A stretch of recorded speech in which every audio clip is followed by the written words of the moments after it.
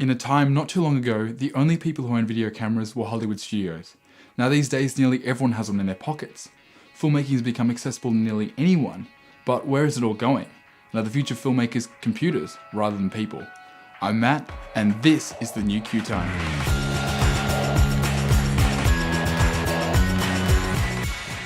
So there were basically two things which gave me the idea to make this episode.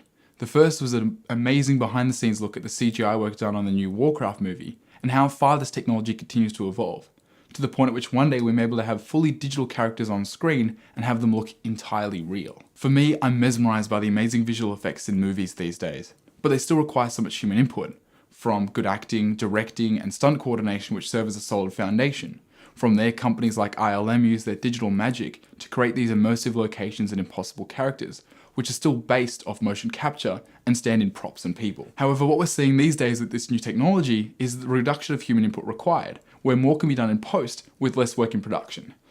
Now, as we know, actors generally need some form of tangible locations and props to act with, and people to act with as well, as we've seen when Sir Ian McKellen broke down on the set of The Hobbit when filming by himself on a green screen. But the implication is that one day we may not need actors to act at all if computers can accurately replicate their looks, facial expressions, and movements, much the way animated films do these days. Then all we need is their voice. The next thing that inspired me was a bit less exciting, but definitely had far bigger implications. Recently, Apple held their annual developers conference, and during the announcement of the iPhone software, Craig Federighi is talking about the new Photos app and how it has intelligent learning. It can automatically detect things and people in photos and create groups of moments. This allowed the software to automatically create videos of these moments as well, without any user input besides choosing a length and overall theme. But now our iPhone can do that for us automatically. Let's see what the iPhone has created for this memory. Now, I'm not trying to sell you a phone, I'll leave that to the guys who work at the Apple Store, but it was quite amazing for me because this smartphone was basically creating a short film on its own, and it was actually quite good.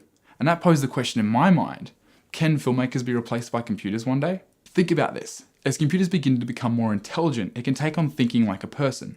It knows what shot would look good in slow motion, and when to put a photo rather than a video on the right part of the music as to not affect the pacing. And eventually it could become so good at doing this that it would make less sense to manually edit something rather than let a computer do it in less time.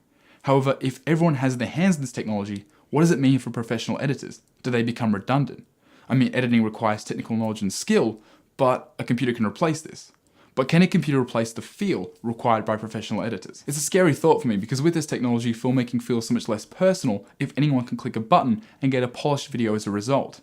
But think about how easy it is these days to take and share a photo. But we still have these amazing photographers with their remarkable portfolios of work. What's separating them from the noise? That's probably because these art forms like filmmaking, music, and photography are the execution of ideas. And what this technology begins to negate is the need to have this technical skills in order to execute these ideas, which can sometimes hold people back.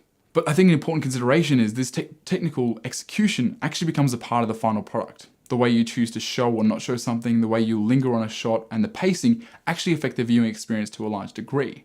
The question that I'm posing is, can computers replace us if they learn to do this thinking for us? I'm fairly confident in the short term the amazing talents of the people in the industry cannot be replaced by ones and zeros. And the traditionalist in me wants things to stay the same. But as technology evolves, so will art forms like filmmaking, as we're seeing with virtual reality, which is just starting to take off. And at the same time, as more people have the opportunity to make a film, it'll require even more hard work and creativity to create content that cuts above the noise. But what do you guys think? Will we one day be replaced by computers? Make sure to leave your comments down below and subscribe for more episodes like this. I will be making more. It's sort of a bit awkward timing. This web series has just come back after a year and I'm just heading overseas now for 5 weeks, so tiny bit awkward, but when I get back, I'll definitely be making more episodes, so make sure to subscribe for more, and thanks for watching. We'll see you next time.